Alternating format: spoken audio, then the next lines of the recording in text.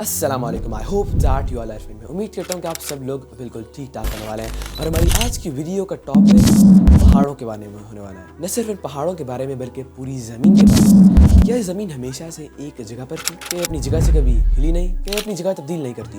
इन तमाम सवालों के जवाब इस वीडियो में आपको मिलने वाले हैं। So let's begin our video. जब भी इंसान पहाड़ के करीब खड़ा होता है तो क्या समझता है? इंसान को तो यही लगता है ना कि पहाड़ कभी अपनी जगह से हिला ही नहीं और ना ही हिलेगा, क्योंकि इतना बड़ा मैस है, कैसे हिल सकता है अपनी जगह से।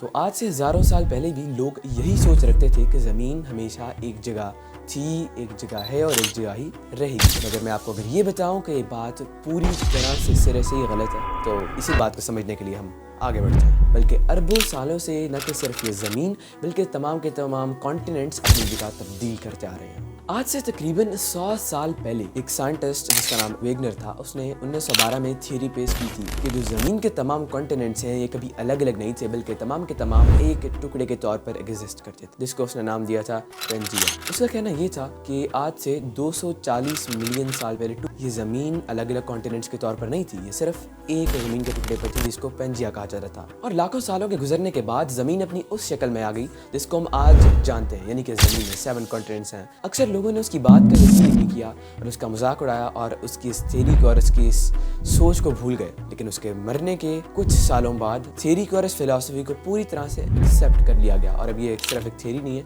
ये एक फैक्ट है कि ज़मीन आज से पहले एक टुकड़े के तौर पर एग्जिस्ट करती थी। तो ये सब कुछ होता कैसे है, इसको जानने के लिए कुछ और बातें जानना बहुत ज़रूरी है। तो चलिए इन बातों की तरफ। तो लिथोस्फीयर क्या होता है? लिथोस्फीयर ज़मीन की ऊपरी सतह को कहा जाता है जिसके अंदर क्रेस्ट और अपर मेंटल शामिल होता है। ये लिथोस्फीयर बहुत से टुकड़ों में बटा होता है जिसको हम टेक्टोनिक प्लेट्स कहते हैं। मुख्तलिफ टुकड़े होते हैं ज़मीन के नीचे जो कि जब एक दूसरे से क्रैश करते हैं तो उसके नतीजे में पहाड़ भी बनते हैं और उसी के नतीजे में ज़लज़ले भी आते हैं। इन टेक्टोनिक प्लेट्स की हर साल की जो मूवमेंट होती है वो 0 से लेकर 100 मिलीमीटर के दरमियान में होती है। और इसी तरह आज से अरबों साल पहले ज़मीन आज की शक्ल में आई थी। तो लेकिन क्या आप ये बात जानते हैं कि जो थ्योरी एक्सेप्ट हुई 1912 में की गई, लेकिन आज से हज़ारों साल पहले कुरान में ये आयत 27 चैप्टर की 88 वर्स में लिखा हुआ है, वतरल जिबाल तहसबुहा जामिदतन वहिय तमुर्रु मर्र सहाब सुन्नअल्लाहिल्लज़ी अत्क़न कुल्ल शै इन्नहु ख़बीरुम बिमा तफ़अलून।